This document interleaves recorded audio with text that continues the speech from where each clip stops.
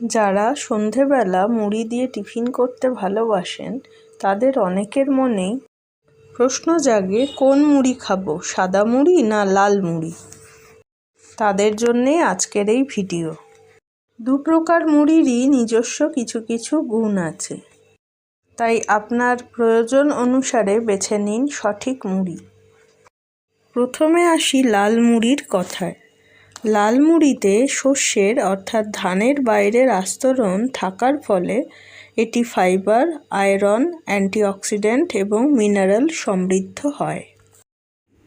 লাল মুড়ির glycaemic index কম থাকায় সুগারের রোগীদের পক্ষে উপকারী হয় এবং ওজন নিয়ন্ত্রণে লাল মুড়ি সাহায্য করে, হজমে সাহায্য করে এবং কোলেস্টেরল কমায় ও ইমিউনিটিও বৃদ্ধি করে এই লাল মুড়ি। অন্যদিকে সাদা মুড়ি তৈরির সময় শস্যের বাইরের আস্তরণ পালিশ করে বের করে দেওয়া হয় এবং এর সাথে অনেক পুষ্টিগুণও কমে যায়, তাই এটি তাড়াতাড়ি হজম হয়। তাই যাদের হজম শক্তি দুর্বল তাদের পক্ষে কিন্তু সাদা মুড়ি বেশি উপকারী হলো সাদা মুড়ি। যাদের হজম শক্তি দুর্বল তাই তারা সাদা মুড়ি খেতে পারেন।